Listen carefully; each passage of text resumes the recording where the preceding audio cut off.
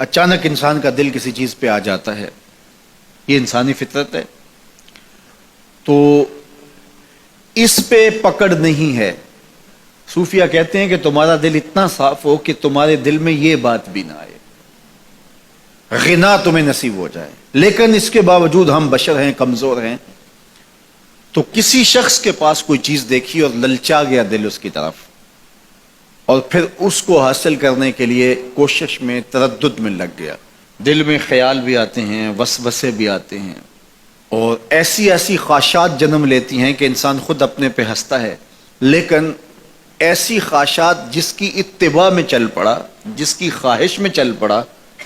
تو یہ ہلاک کر دینے والی چیز ہے۔ آرزو کا پیدا ہو جانا، حتیٰ کہ آرزو تو آرزو رہی، وسوسے کے پیدا ہو جانے پر بھی پکڑ نہیں ہے اگر اس کی اتباع نہ کی جائے۔ صحابہ نے حضور سے عرض کیا، حضور ہمیں ایسے وسوسے آتے ہیں کہ اگر ہم بیان کر دیں تو قتل کر دیے جائیں، اتنا غلیظ خیال بعض اوقات انسان کے دل کی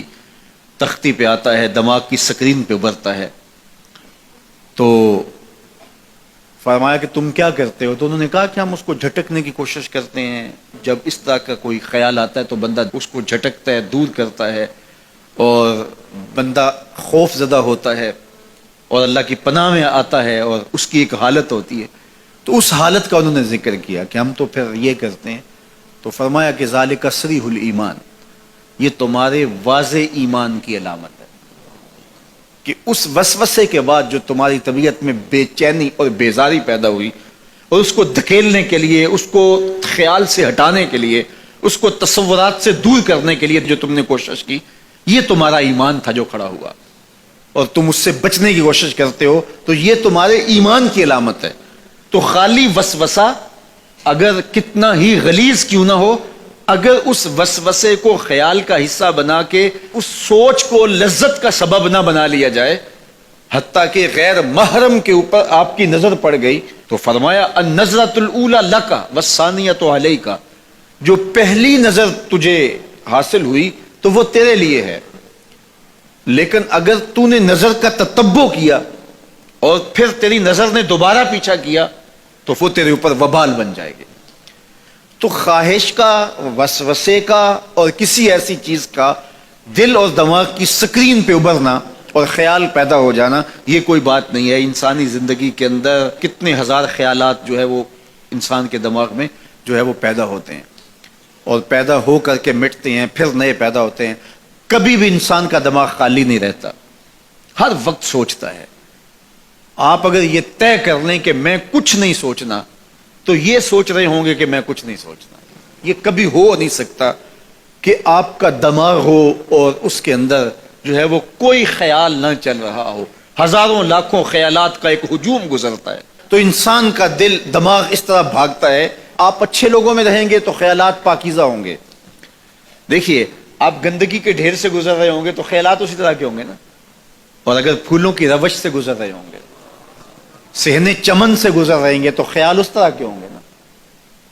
آپ جو ہے وہ کسی بازار سے گزر رہے ہوں گے تو خیال اس طرح کے ہوں گے، اور مدینے کی گلی سے گزر رہے ہوں گے تو پھر خیال اسی طرح کے ہوں گے نا۔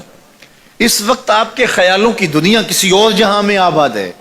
اس لیے کہ آپ رسول اللہ کا فرمان سن رہے ہیں، لیکن اگر آپ کے سامنے کو گویا غزل گا رہا ہو تو پھر خیال کی وادیوں میں بھٹک کے کہیں آپ اور کھڑے ہوں گے۔ اب بات حضور کے فرامین کی ہو رہی ہے تو تصور پھر گنبد خضرا کے مکی کا ہی ہوگا نا، تصور تو پھر شہر حبیب کا ہی ہوگا۔ لیکن اگر آپ باتیں دوسری جانب کی کر رہے ہو تو تصور پھر ادھر جاتا ہے، اور اسی لیے ہمارے علماء نے کہا کہ گانے کی طرز پہ نعت نہیں پڑھنی چاہیے، اس لیے کہ گانے کی جو معروف طرز ہوگی، جب اس طرز پہ نعت پڑھی جائے گی تو سن آپ نعت رہے ہوں گے، طرز سے آپ کے دماغ اور آپ کے خیالات بھٹک کے کہیں اور چلے جائیں گے۔ اس لیے یہ گوارا ہی نہیں ہے کہ ذکر رسول اللہ کا اور خیال کہیں اور جا رہا ہو، خیال آوارہ ہو اور بھٹک رہا ہو، جب تذکرہ حضور کا ہو رہا ہو تو خیال بھی گنبد خضرا کے مکی کا ہی ہونا چاہیے۔